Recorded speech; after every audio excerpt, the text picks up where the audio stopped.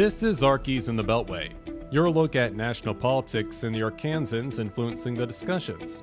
I'm Alex Thomas, Washington correspondent for the Arkansas Democrat-Gazette, reporting from the nation's capital. Thank you for joining us for this episode of Arkies in the Beltway for the week of January 12th, 2025. It's a new year and we have a new Congress. The 119th Congress is now underway, Republicans having control of both chambers following last November's general election, but the GOP doesn't have much wiggle room when it comes to trying to pass their policy goals. Senate Republicans took control of the chamber earlier this month. Republicans currently have 51 seats, Ohio's J.D. Vance resigning from the Senate to become vice president, and Senator-elect Jim Justice of West Virginia has yet to take office. Justice delaying his swearing in until he completes his term as governor. His final day leading the Mountain State is Monday. In the House of Representatives, Republicans hold 219 seats.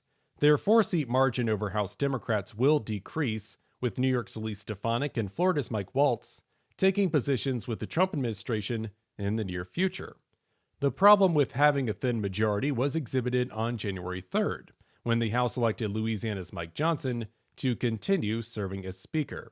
Most of the House Republican Conference backed Johnson, including Arkansas's 4 House members, but the vote dragged on for an extra hour as hard-right Republican members resisted in supporting Johnson, keeping him in the House's top position.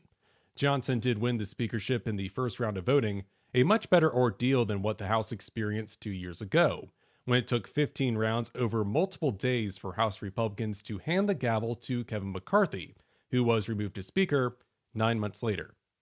Arkansans in prominent positions in this Congress. Senator John Boozman of Rogers, officially the chair of the Senate Agriculture, Nutrition, and Forestry Committee. The senator served as the committee's top Republican member for the last 4 years. He follows Michigan Democrat Debbie Stabenow, who has left the Senate. Boozman's top task for 2015, passing a farm bill. Federal lawmakers last passed a measure authorizing nutrition, agriculture, and rural development programs in 2018. The last Congress failed to pass a new farm bill, instead extending the 2018 law on 2 different occasions. Hunter Byram is an agricultural extension economist with the University of Arkansas. He says that 2018 farm bill did not change much from the 2014 farm bill, as it concerns reference prices impacting crop insurance programs. I know that we're in the second extension of the 2018 farm bill, but we're effectively working off the 14 farm bill. And that doesn't necessarily mean that we're even working off of 2014 economic environment. I would argue that we're really looking at a 2012, 2013 economic environment, because when we're considering these farm bills and when policymakers are considering the farm bills, discussions start, before the year that it's actually passed. Before the holidays, Congress approved $10 billion in economic assistance for farmers dealing with high input costs and low prices. Arkansas farmers are eligible for $200 million. Byram says that economic assistance is crucial, yet a new farm bill would provide not just support to producers, but stability to those financial institutions that make loans. As ag lenders continue to navigate this very difficult environment when it comes to being able to provide producers with the cash that they need to grow a crop, if there isn't an update to the farm bill, I can guarantee that there will be a need for more assistance. Also in a new chair role, Senator Tom Cotton of Little Rock, who takes over the Senate Intelligence Committee from Virginia Democrat Mark Warner. Representative French Hill of Little Rock now leads the House Financial Services Committee, succeeding North Carolina's Patrick McHenry.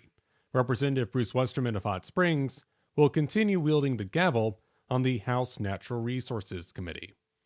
Much of last week's attention on Capitol Hill focused on the legacy of Jimmy Carter. The 39th President of the United States died on December 29th at the age of 100. Carter's body lay in state in the Capitol's rotunda for 2 days.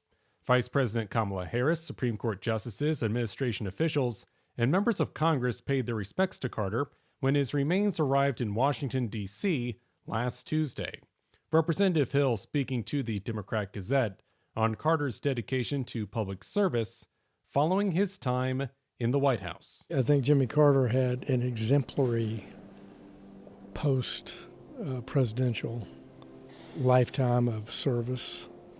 He absolutely was a role model for many as to the importance of volunteerism as civic virtue to serve one's fellow man. Former President Bill Clinton and former Secretary of State Hillary Clinton were among the former presidents and first ladies who attended Carter's funeral at the Washington National Cathedral last Thursday. Carter and his late wife Rosalind buried together at the Carter family home in Plains, Georgia. Looking outside of Capitol Hill, the Democratic National Committee will be deciding its newest leaders in the coming weeks. 2 Arkansans want to be part of that team. Quintessa Hathaway seeking the chair position. Hathaway ran for Arkansas's 2nd congressional district seat in 2022. Former gubernatorial candidate Chris Jones vying for one of 3 vice chair seats. Since his run for governor in 2022, Jones has remained politically active, helping the 4 Arkansas Democratic candidates in last year's congressional races and serving as a national co-chair of Dirt Road Democrats, a political action committee prioritizing outreach in rural America. During the Democratic National Convention in Chicago last August, Jones explained to the Democrat-Gazette the importance of reaching out to rural communities. People often think rural, and they think, or at least we're taught to think, older white farmer. That's the archetype of rural. Well, that is true, and rural is black, and rural is young, and rural is female, and rural is Native American. So rural encompasses so much amazing diversity, and the Democrats are saying, let's lean into that. Let's embrace that. Let's show up, and let's remind people that we are all rural. The first candidate forum took place on Saturday. The party will pick its new leaders at its winter meeting in National Harbor, Maryland. That summit begins January 30th. And that'll do it for this edition of Arkies in the Beltway for the week of January 12th, 2025. You can stay up to date with all news involving Arkansas at arkansasonline.com. You can get in touch with me on social media. My handle on most platforms is at AlexHouseThomas, and you can also find me on Blue Sky. Special thanks, as always, to the team down in Little Rock. I'm Alex Thomas, and this has been Arkies in the Beltway. Thanks for listening.